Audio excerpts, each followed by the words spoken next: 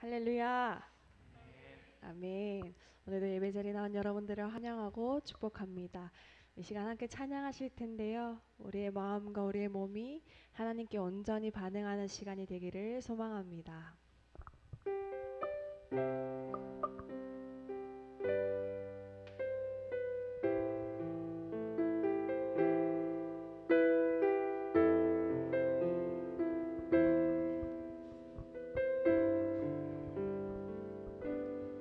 나의 마음 받으소서.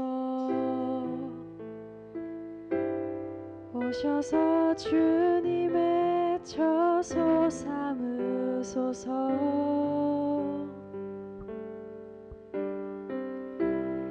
나의 전부이신 주여 내 맘을 받아주소서. 나의 맘 받으소서. 나의 맘 받으소서.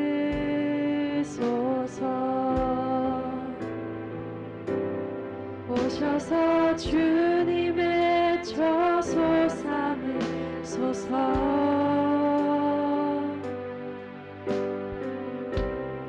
나의 전부이신 주여 내 맘을 받아주소서.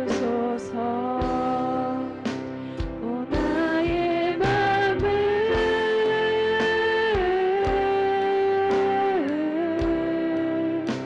주님께 열었으니 주여 내게 오셔서 내 맘에 거하여 주옵소서. 주가 기뻐하는 주의 성전 되게 하소서. 나의 맘 받으소서.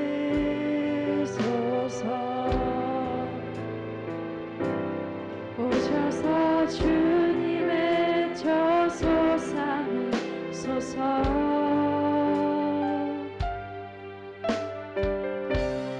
나의 전부이신 주여 내 맘을 받아주소서. 오 나의 맘을 오 나의 맘을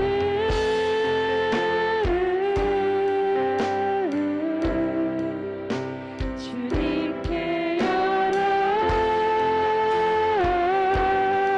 열었으니 주여 내게 오셔서 내 맘에 거하여 주옵소서.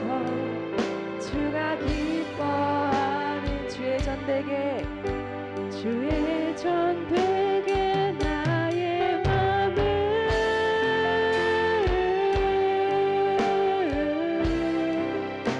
주님께 열었으니 주여 내게 오셔서 내 맘에 거하여 주옵소서.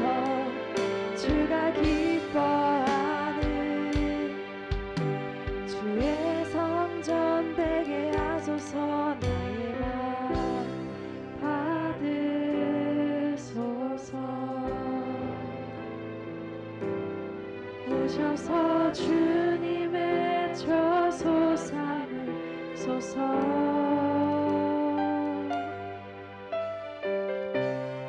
나의 전부이신 주여 내 맘을 받아주소. 나의 맘 받으소서. 나의 맘 받으소서. 오셔서 주님의 처소 삼으소서.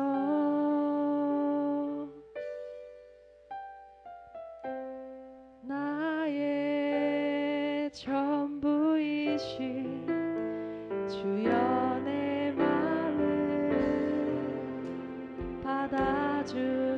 주소서. 주여 내 맘을, 주여 내 맘을 받아주소서. 시간 주님 아버지 앞에 온전한 영광을 올려드리기를 소망합니다.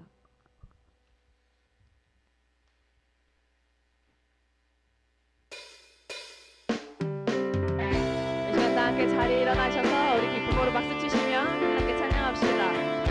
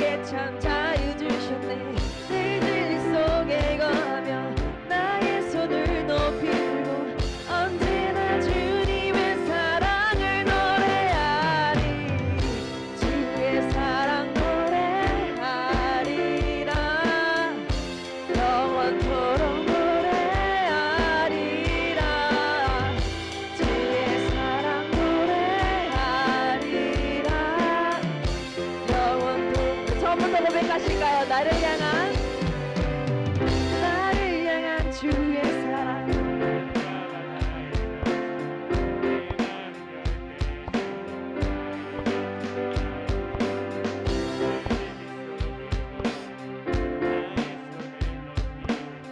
언제나 주님의 사랑을 노래하리. 주의 사랑 노래하리라. 영원토록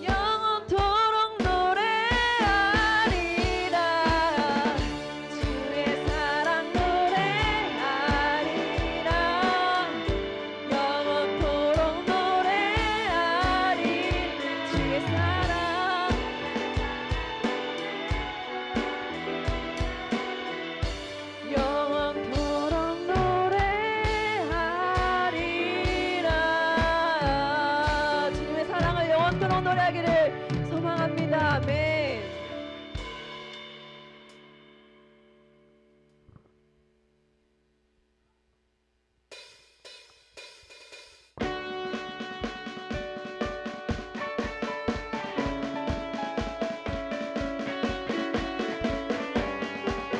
우리의 마음과 우리의 몸이 주님께 시선을 고정되어 노래하기를 소망합니다.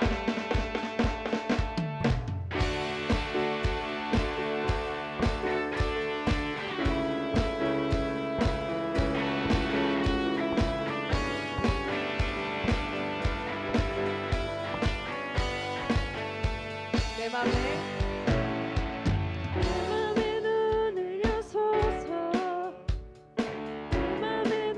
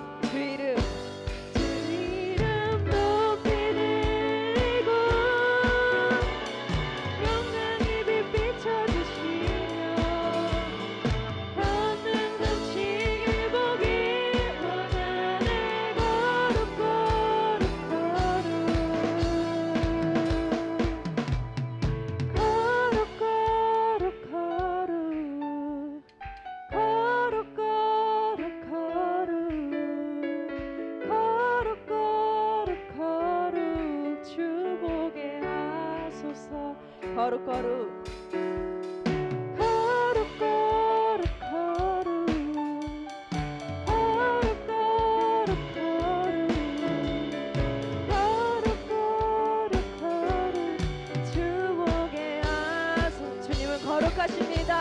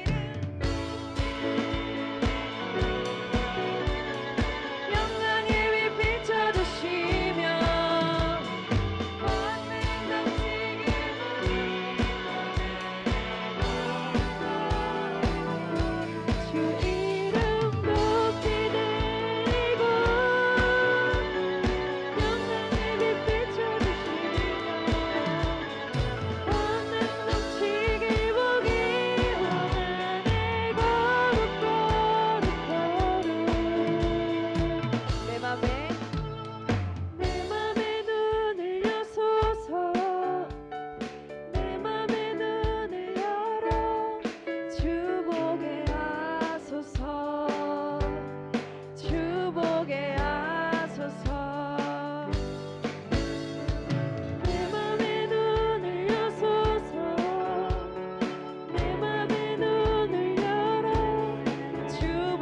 하소서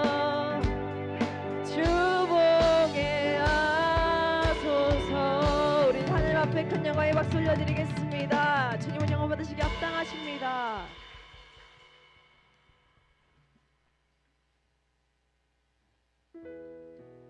네, 자리에 앉아주셔도 되시고요.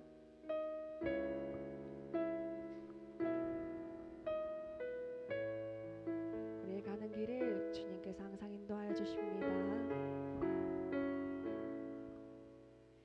나의 가는 길 주님 인도하시네. 그는 보이지 않아도 날 위해 일하시네. 주 나의 인도자 항상 함께 하시네.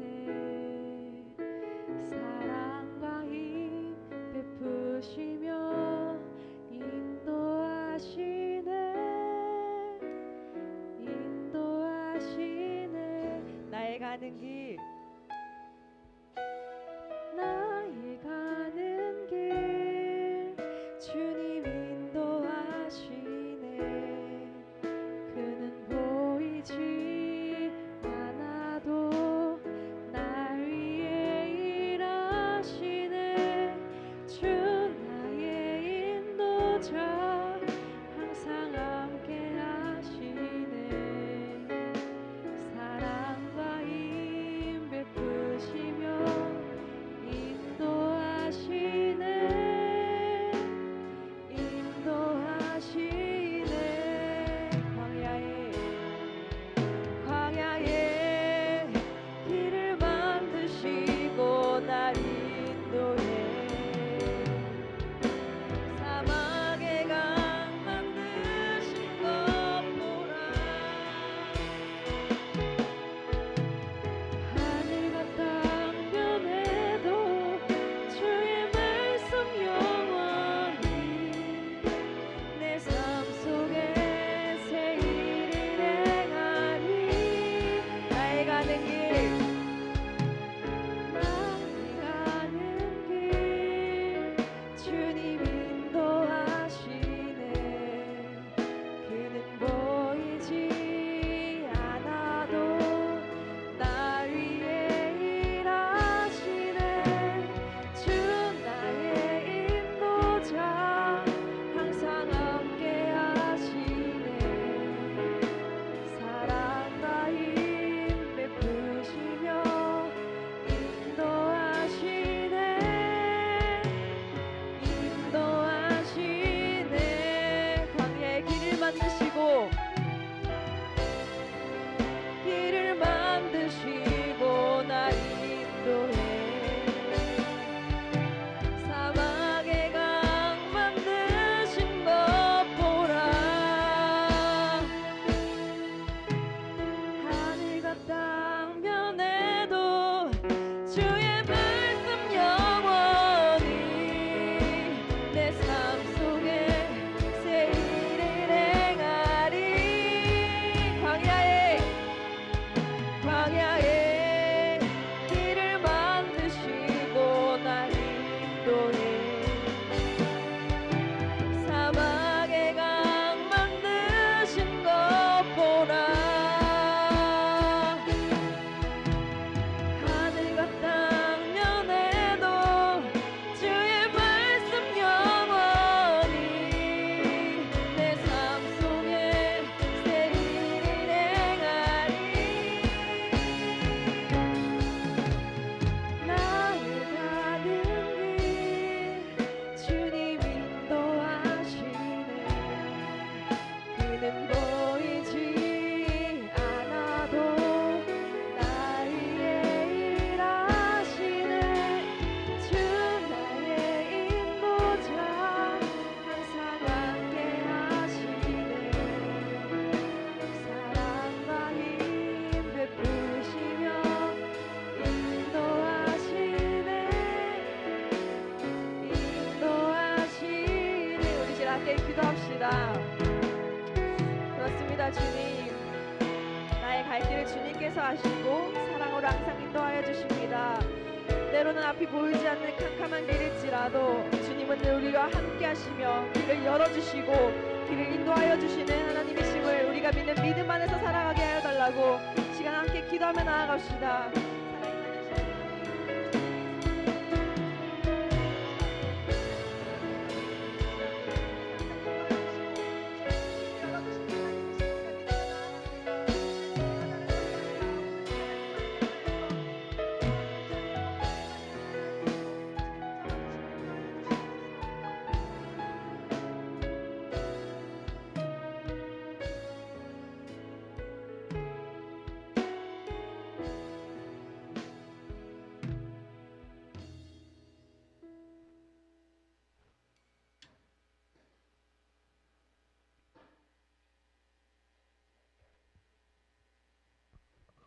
하나님 아버지, 오늘도 이렇게 많은 친구들이 나올 수 있음에 감사드립니다. 다음 주에도 많은 친구들이 나올 수 있도록 도와주시고 말씀 전하시는 목사님 영육간의 강건함을 허락하셔서 말씀 듣는 저희로 하여금 말씀의 씨앗이 잘 심어질 수 있도록 인도하여 주세요. 감사드립니다. 예수님의 이름으로 기도합니다. 아멘.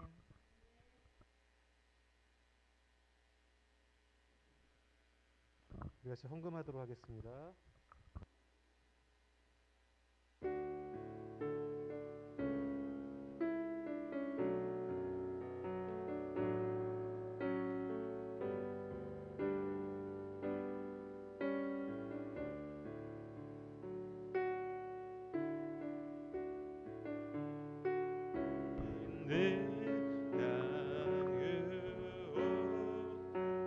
주께 가져와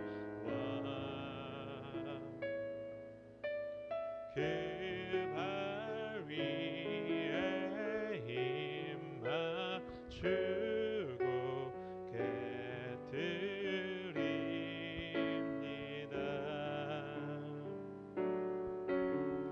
나를 위해 험한 산길 오르신 그 발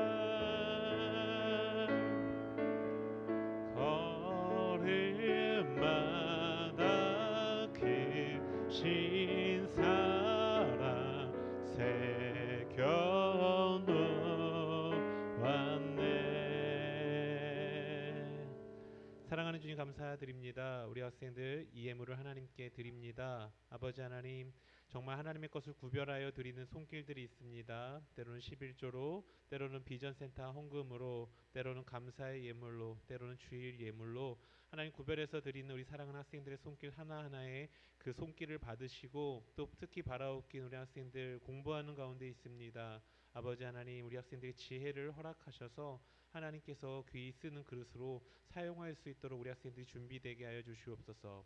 꿈과 비전을 갖는 우리 청소년들이 되게 하시고 특히 사랑하는 고3 학생들 대학을 준비하는 과정 속에서 또 취업을 준비하는 과정 속에서 아버지 많은 기도 제목과 고민들이 있습니다. 하나님 하나하나 어루만져 주시고 이 코로나19라는 특히 어려운 상황 속에서 우리 고3 학생들을 비롯한 모든 학생들을 하나하나 지켜주시옵소서.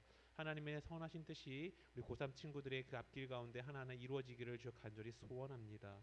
감사를 드립니다. 예수님 이름으로 기도합니다. 아멘. 오늘 함께 볼 말씀은 창세기 3장 15절의 이야기입니다. 우리 이제 또 계속 우리 말씀을 함께 나누고 있는데요. 창세기 3장 15절 말씀 우리 같이 함께 한 절밖에 안 되니까 같이 읽어보도록 할게요. 창세기 3장 15절 앞에 화면에 뜨고 있죠. 같이 읽어보도록 하겠습니다. 시작.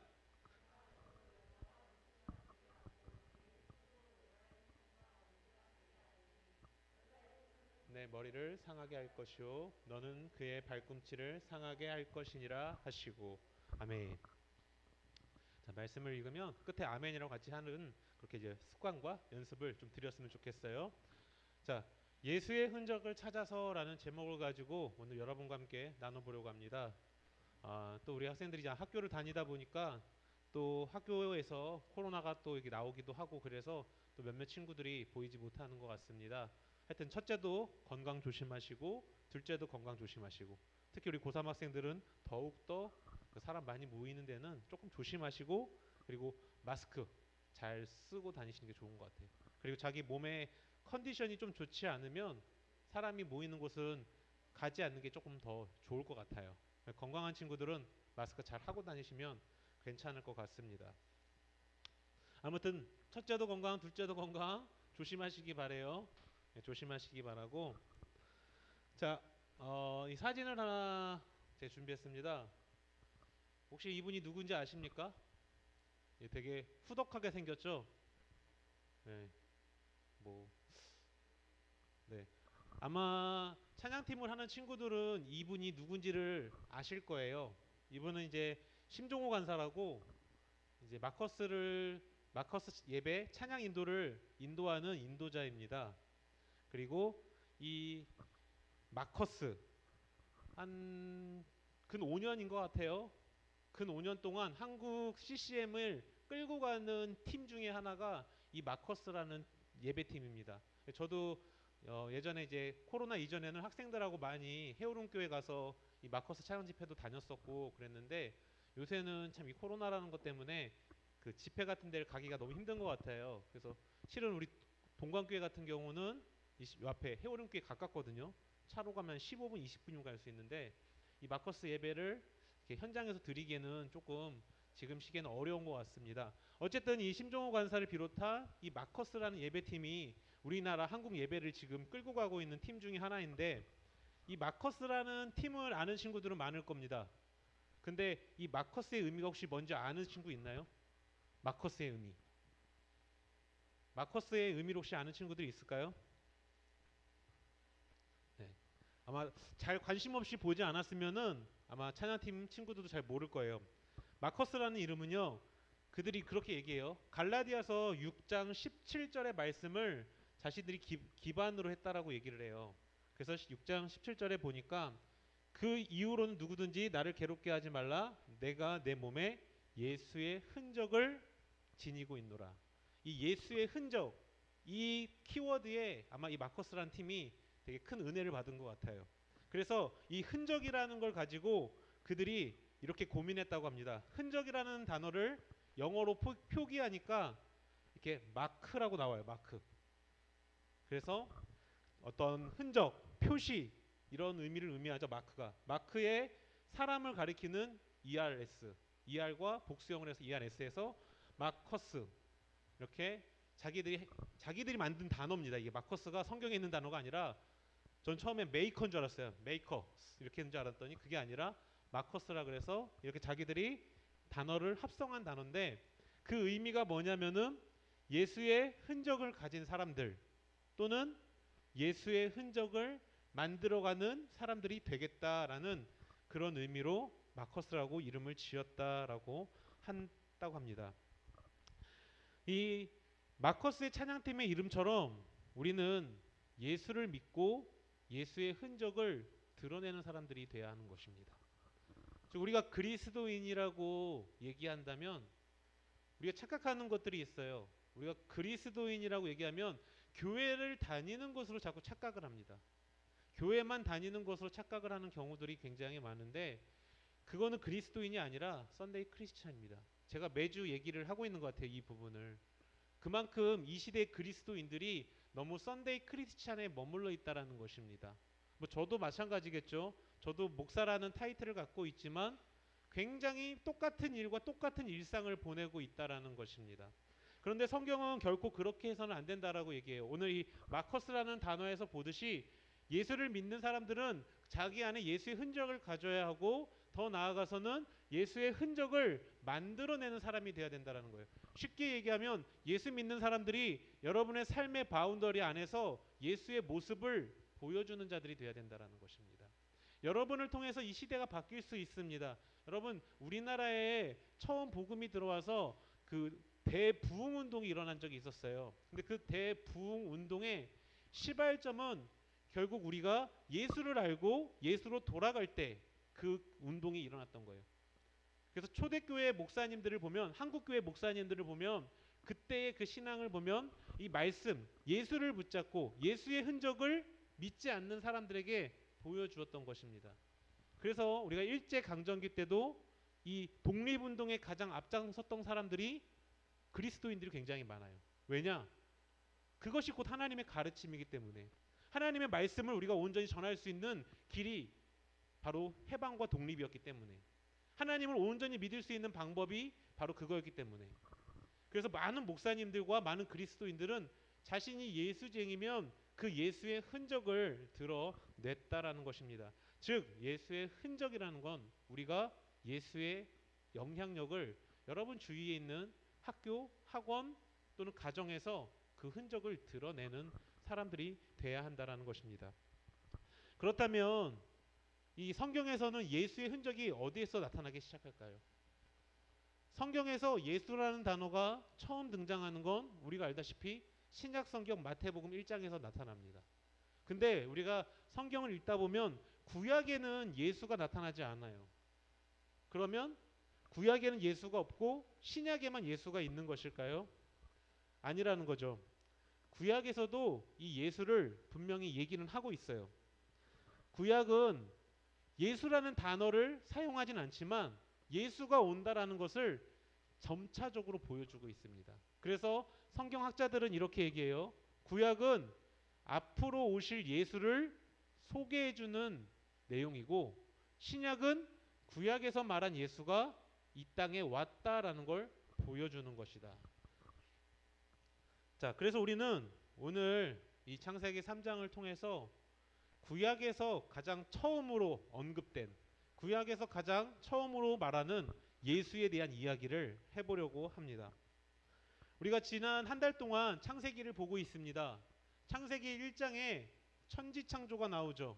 그리고 그 천지창조의 마지막 날 하나님께서는 인간을 창조하십니다. 그리고 그 인간을 창조하시고 그 인간에게 모든 만물을 다스릴 권한을 주시죠. 그리고 그 인간이 성경은 아담이라고 말을 하고 있습니다. 하나님께서는 그 아담을 부르셨어요. 그리고 그 아담에게 이렇게 말씀하시죠. 선악을 알게 하는 나무를 따먹지 말라. 네가 만약 그 나무를 따먹으면 너와 너의 후손들이 영원한 저주를 받게 될 것이다. 또 반대로 너가 그 선악을 알게 하는 나무를 따먹지 않으면 너와 너의 후손이 영원한 생명을 얻게 될 것이다 라고 말하고 있다는 거죠. 자, 창세기 2장에 보면 이렇게 얘기하죠. 같이 한번 읽어보겠습니다. 시작.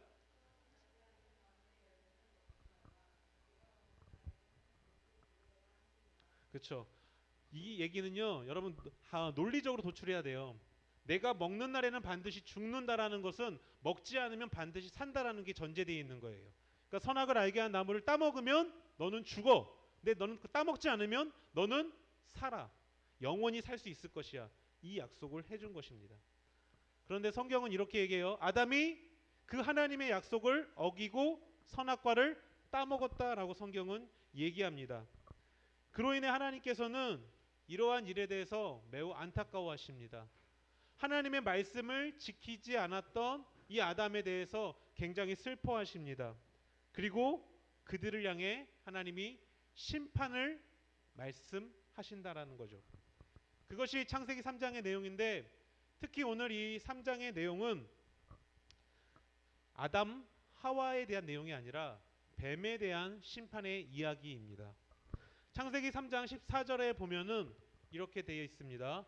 여호와 하나님이 뱀에게 이르시되 내가 이렇게 하였으니 내가 모든 가축과 들의 모든 짐승보다 더욱 저주를 받아 배로 다니고 살아있는 동안 흙을 먹을지니라. 하나님께서는 가장 먼저 아담과 하와를 꼬셔 그 선악과를 따먹게 한 그 원인 제공자죠. 이 뱀을 향해서 하나님께서 이렇게 저주를 내리신 겁니다. 내가 배로 다니고 살아있는 동안 흙을 먹게 될 것이다. 뭐 이걸 지나치게 문자적으로 보면 안 돼요. 문자적으로 보는 게 아니라 이거는 약간 비유적으로 표현하는 건데, 뱀이 흙을 먹는다, 배로 기어다닌다라는 그러한 표현은 훗날 뱀이 굴욕을 당하게 될 것을 의미하고 있다라는 것입니다. 하나님께서 그들을 굴욕을 당하게 만들 것이라고 약속하고 있는 것입니다. 이러한 뱀의 모습은 훗날 그의 후손이 여자의 후손에 의해 철저히 짓밟히게 될 것을 보여주고 있는 장면이라는 것이죠. 창세기 3장 15절에 보면은 우리 같이 한번 읽어봅시다. 3장 15절 시작.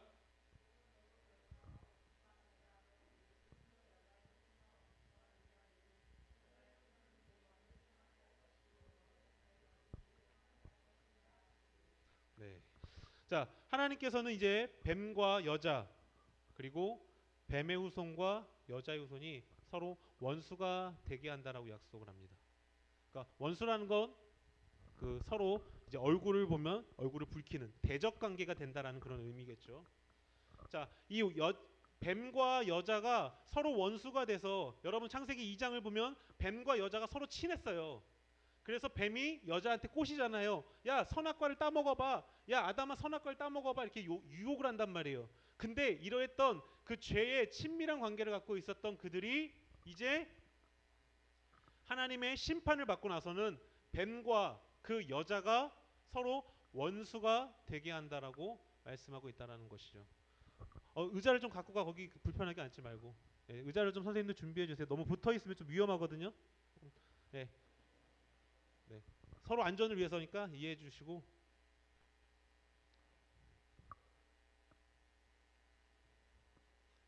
너무 붙어 있으면 너희 서로끼리 안 좋아요. 위험하니까 미안한데 좀 이렇게 자리를 두고 앉았으면 좋겠어요. 네, 감사합니다. 네. 네, 고마워. 니네 떠들면 안 된다. 니네 떠들면 웅성웅성해 되기 때문에. 자, 다시 할게요. 이어서 하겠습니다. 감사합니다, 선생님들. 자, 그렇게 뱀과 여자가 이렇게 친했던 관계였는데 이제 하나님께서 그들 사이를 끊어버리시겠다라는 것입니다. 그리고 더 나아가서는 뱀의 후손과 여자의 후손이 관계를 끊는 것에서 더 나아가 평생 원수가 되게 하겠다라고 성경은 얘기하고 있다라는 것입니다. 그러면서 성경은 뱀의 후손과 여자의 후손의 그때 상황이 최고 절정에 이르게 될 것이다라고 말하고 있습니다. 그래서 이렇게 얘기하죠. 뱀의 후손이 여자의 후손의 발 뒤꿈치를 상하게 할 것이고 여자의 후손은 뱀의 머리를 상하게 할 것이다. 자, 상식적으로 보면 누가 더 피해를 보는 것입니까? 뱀의 후손은 여자의 발 뒤꿈치를 상하게 합니다. 여자의 후손은 뱀의 머리를 상하게 합니다. 상식적으로 생각을 해봐요. 발 뒤꿈치를 다쳤을 때랑 머리를 다쳤을 때 어디가 더 큰 데미지를 입겠습니까? 그렇죠, 머리죠. 자, 그렇게 이 얘기는 결국 여자의 후손이 뱀의 후손을 깨부술 것이라는 하나님의 약속이라는 거예요. 자, 그렇다면 첫 번째 질문이에요. 뱀의 후손인 사탄이 여자의 후손이 발 뒤꿈치를 상하게 한다는 건 어떤 의미일까요? 사탄은요, 이 뱀의 후손은 사탄을 가리켜요. 사탄이 예수의 탄생을 신을 매우 두려워했습니다. 왜냐하면 예수는 하나님의 아들이라는 것은 이미 사탄이 알고 있었어요. 그래서 이 예수가 등장하면 자신의 나라가 없어질 것이라는 것을 이 사단은 알고 있었습니다. 그래서 그는 이 예수를 어떻게든 처치하기 위해 노력을 해요. 예수가 탄생했을 때부터 헤롯이라는 사람을 통해서 예수를 죽이려고 합니다. 예수가 커 나가면서 예수를 핍박하고 죽이려고 여러 가지 트랩을 써요.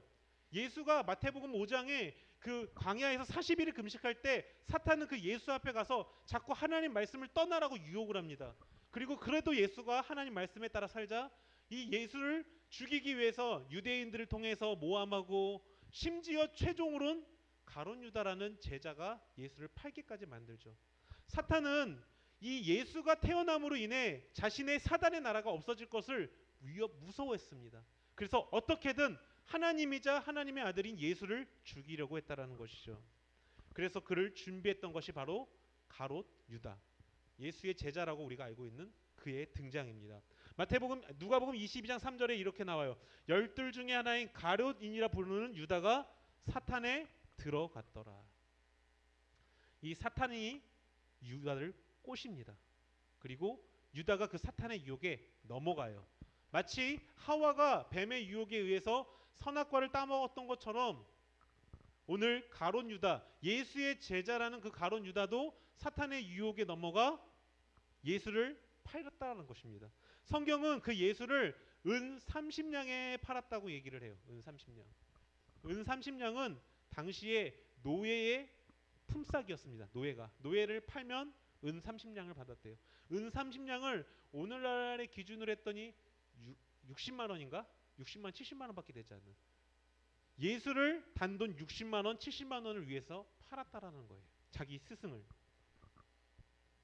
자, 그래서 이 가룟 유다는 예수를 은 30의 종교 지도자들에게 팔죠.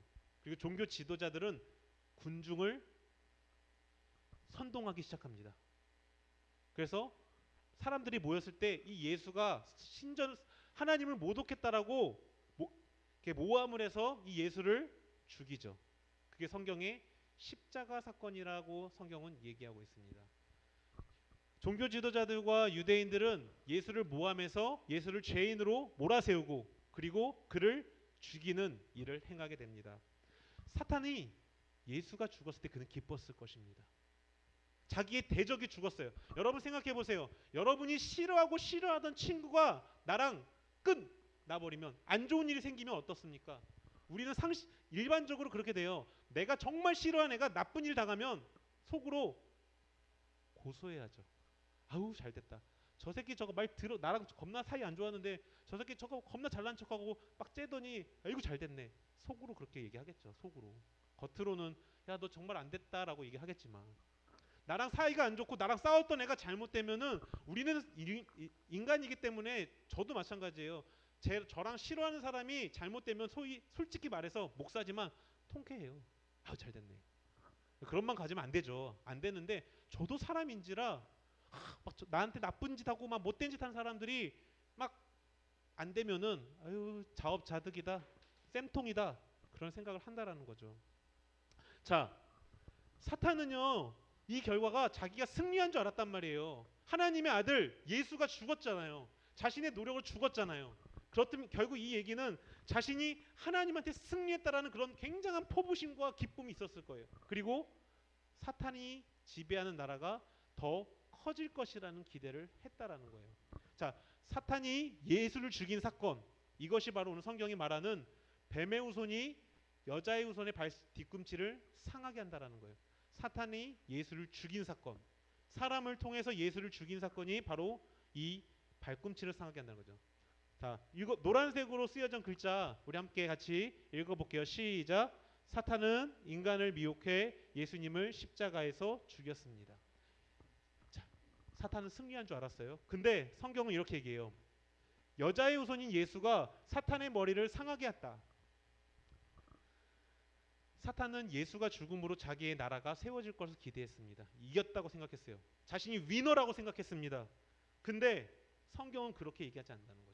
성경은 예수의 죽음이 사탄의 계략에 의해서 가룟 유다가 은 30냥을 주고 팔아서 죽은 것이 아니라고 가르칩니다. 성경은 이렇게 가르쳐요. 태초 이전에, 하나님이 창세기를 만들기 그 이전에, 이 땅이 지구가 생성되기 이전에, 우주가 만들어지기 이전에 성부 하나님이 성자 예수님을 부르셨어요. 그리고 그분에게 요청하시는 거죠. 성자 예수야, 네가 저 사람들을 위해서, 앞으로 지어질 이 사람들을 위해서 네가 인간의 모습으로 가서 대신 죽고 십자가에 죽어서 그들을 구원해 줄 수 있겠니? 라고 성부 하나님이 요청을 한 거죠. 그 요청에 성자 예수가 성부 하나님께 대답한 거죠. 내가 가겠습니다. 내가 인간을 구원하기 위해 인간의 모습으로 내려가 그들의 죄를 대신 지고 십자가에서 죽겠습니다. 하나님, 대신 내가 그들을 위해 죽으면 그들 나에게 주시옵소서. 그들 반드시 구원해 주시옵소서. 그들 지옥에서 천국으로 반드시 데려와 주시옵소서. 이 약속이 된 거예요. 사탄이 계략을 세워서 나쁜 짓을 만들어서 나쁜 모략으로 예수를 십자가에 죽인 게 아니라, 이 예수의 죽음은 이미 성부와 성자의 태초 이전에 계획된 약속이었다라고 성경은 가르치고 있다라는 것입니다. 그래서 예수님이 항상 그렇게 얘기하잖아요. 군중들이 와서 예수를 죽이려고 막 몰라와도 예수가 뭐라고 얘기합니까? 아직은 때가 아니야. 아직은 때가 아니야. 내가 죽을 때가 아니야. 좀 더 기다려. 저들이 나를 모함하고 죽이려고 해도 지금은 때가 아니야. 내가 예루살렘에 올라가면 그 때가 올 거야. 이 얘기가 무엇입니까? 이미 예수님은 알고 있었다라는 거예요. 자신이 죽게 될 것을, 하나님에 의해서 자신이 팔려서 십자가에 죽게 될 것을. 그런데 성경은 그 십자가의 죽으심이 어떤 의미를 지느냐, 마귀의 종으로 있었던 우리 죄인들, 아담의 후손인 우리에게 예수가 십자가에서 그 죄값을 치르심으로 말미암아 우리가 하나님의 자녀로 그 신분이 바뀌게 되었다라고 성경은 약속해 주고 있다라는 것입니다. 즉 성경은 이 십자가의 승리가 실패라고 얘기하지 않는다라는 거죠. 예수의 십자가의 죽으심으로 말미암아 우리가 마귀의 종에서 하나님의 자녀가 된다라는 것입니다. 즉 예수의 죽으심은 실패가 아니라 그 죽으심으로 죄로 인해 죽을 수밖에 없었던 인간이 구원을 얻기 때문에 사탄은 그 나라가 망하게 된다라는 것이에요. 그래서 여자의 후손이 예수님이 사탄의 머리를 상하게 한다는 건 십자가에서 죽으셨던 예수가 부활하셔서 죄로 인해 죽을 수밖에 없는 우리를 구원하셨다라는 거예요. 사탄의 세력에 있던 그들을 구원해 내셨다라는 것입니다. 그래서 사탄의 나라는 더 죽어들고 하나님의 나라는 점점 커지게 되는, 그래서 그 마지막 최후 예수님이 다시 재림하실 때 사탄의 나라는 영원히 멸망을 하게 되고요, 하나님의 나라는 영원히 세워지게 된다라는 거예요. 그런 의미에서 성경은 이렇게 얘기하는 거죠. 여자의 후손인 예수가 사탄의 머리를 짓밟게 될 것이다. 예수가 십자가에 죽으심으로 너희가 구원을 얻고 사탄의 나라는 점점점 소멸될 것이다. 하나님의 나라가 점점점 세워질 것이다. 참된 그리스도인들이 더 세워지게 될 것이다. 자, 그러기에 이러한 십자가의 희생은 실패가 아니라 승리였고 성공이었다라는 것입니다. 그러기에 이 예수의 십자가, 그리고 예수의 다시 부활하심, 그리고 그로 인한 우리 인간의 구원, 이것이 곧 성경이 말하는 바고 이것이 곧 우리가 말하는 복음이라는 것입니다. 예수를 통한 구원의 내용, 그것이 성경의 가르침이고 그것이 복음의 내용이라는 것입니다. 즉 성경은 이미 신약에서뿐 아니라 구약에서부터, 아니 구약의 첫 시작점이죠. 아담이 실패한 그 순간부터 예수를 말하고 있어요. 예수를 얘기하고 있다라는 것입니다. 예수를 통한 구원을 얘기하고 있다라는 거예요. 그래서 구약에서는 이 예수를 창세기에서는 희미하게 보여줍니다. 출애굽기에서 좀 더 커져요. 레위기에서 좀 더 커집니다. 그래서 점점 예수를 드러내다가 신약에 가서 드디어 뻥 터트리는 거예요. 야, 구약에서 얘기하고 있는 이 예수가 바로 이 사람이다. 바로 이 사람이다.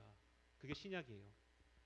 결국 예수의 흔적은 신약에서만 나타나는 게 아니라 이미 구약에서부터 하나하나 나오는 내용이라는 것입니다.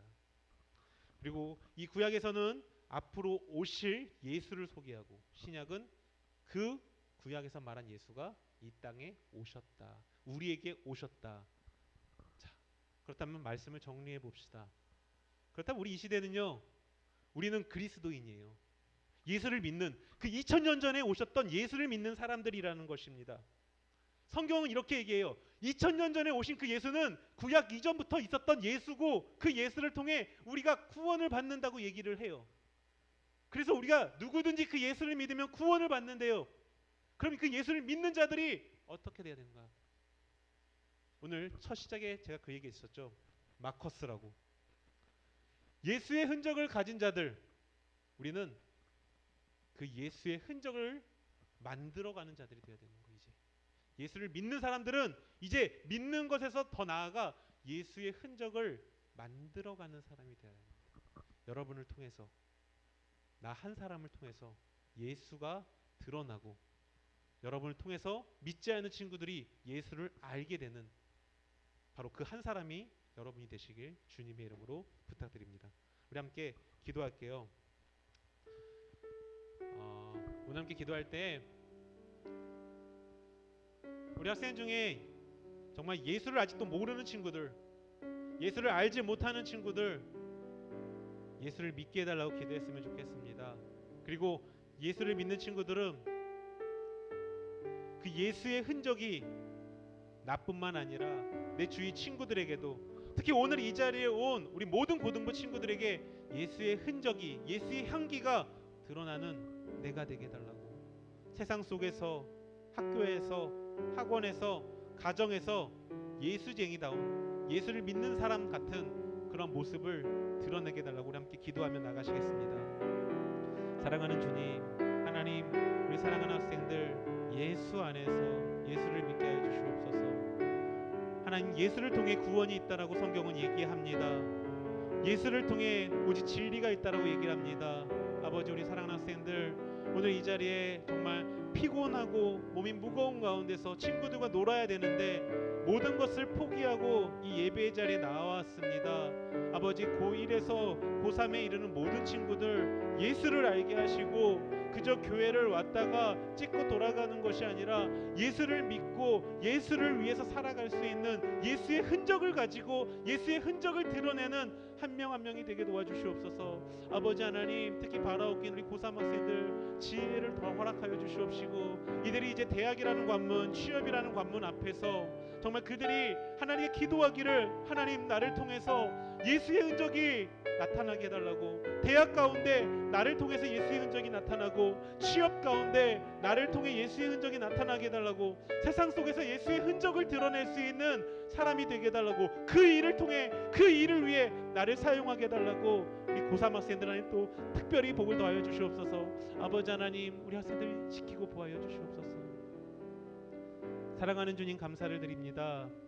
아버지 하나님, 우리 고1에서 고3에 이르는 모든 친구들, 하나님 그저 교회만 왔다 가는 것이 아니라 그들 안에 예수의 흔적이 남아있고 성경에서 말하는 오직 예수를 통한 구원이 그들의 마음속에 깊이 새겨져 있고 더 나아가서는 그들의 모습이 세상 속으로 퍼져나가서 정말 믿지 않는 자들에게 예수 믿는 자들의 참된 삶의 모습을 보여줄 수 있도록 주여 도와주시옵소서.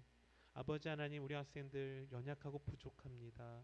하나님 그 믿음을 더하여 주시옵소서. 특히 고3 학생들 복을 더하여 주시옵소서.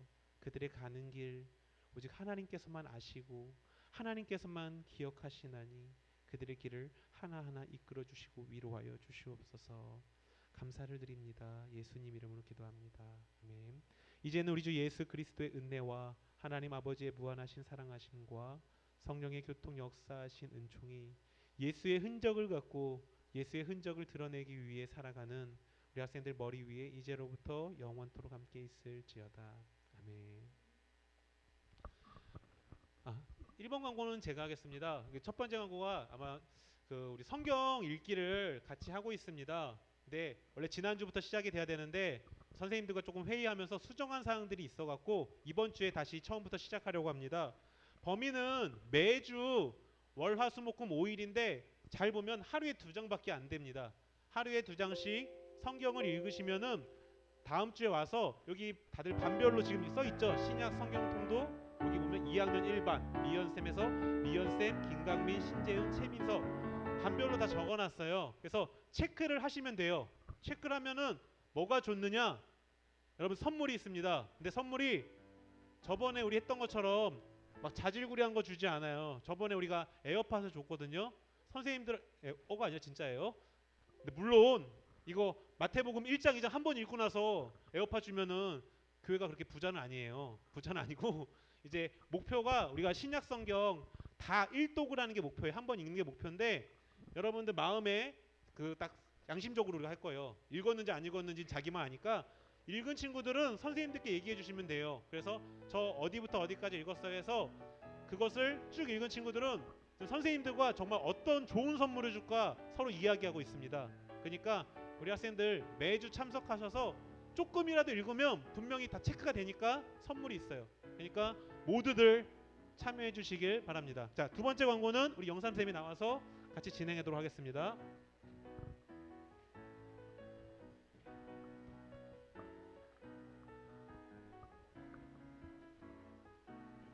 할렐루야, 할렐루야, 아멘. 네, 광고 이어서 드리겠습니다.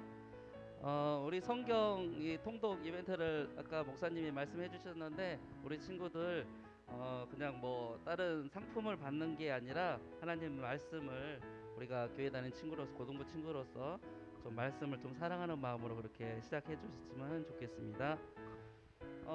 교회 우리 학생들을 위한 우리 비전 센터가 지금 건축 중에 있습니다. 121 기도 운동에 모두 동참해 주셨으면 감사하겠고 121 기도 운동이란 점심 12시예요. 저녁이 아니라 12시에 1분간 기도하는 운동을 121 기도 운동이라고 합니다. 우리 친구들 함께 동참해 주셨으면 감사하겠습니다. 네, 제자 훈련이 매주 토요일 2시에 진행이 되고 있습니다. 해당하는 친구들은 토요일 날 늦지 않게 와서 제자 훈련에 함께 기도로 준비해 주셨으면 감사하겠습니다. 네, 상원쌤이 이제 여기 고등부에서 지금은 안 계시지만 우리 고등부에서 여러분들을 위해서 고생해준 상원쌤이 다음 주 토요일 날 11시에 중구 아벤티움 브라운스톤에서 결혼식을 한다고 합니다. 우리 관심 있는 친구들은 가서 함께 축하해 주셨으면 감사하겠습니다. 네, 다음 주 기도자랑 헌금위원은 참고해 주시고요. 추가 광고로 드리자면 지금 오늘 또 찬양팀에서 고생하는 우리 미진 쌤을 위해서 기도 우리 친구들 많이 해주시고 기존에 찬양팀 했던 친구들 그리고 새롭게 찬양팀에서 설 친구들은 함께 기도로 좀 해주시고 적극적으로 좀 동참해 주셨으면 감사하겠습니다. 그리고 오늘 이쪽에 보면은 좀 까맣게 물들어 있죠. 저희 반하고 지영쌤 반에서 오늘 식사 모임이 있어가지고 많은 친구들이 이렇게 함께 했는데 우리 새로 나온 친구들은 다음 주에 한 번 더 나오면은 우리 새 친구들에게 문상이 또 전해지니까 다음 주에 또 나와서 문상 받고 하나님 앞에 예배를 함께 드리는 먹으러 이렇게 다니는 게 아니라 하나님 앞에 함께하는 그런 친구들 됐으면 좋겠습니다. 그리고 어제 이제 미연 쌤이 결혼식을 해서 오늘 사정상 이렇게 예배에 참석을 못했는데 우리 강민 친구는 수연 쌤, 유빈 쌤 반에서 함께 오늘 모임을 같이 진행해 주셨으면 감사하겠습니다. 이후 반 모임 해주시고 즐거운 모임 되세요. 감사합니다.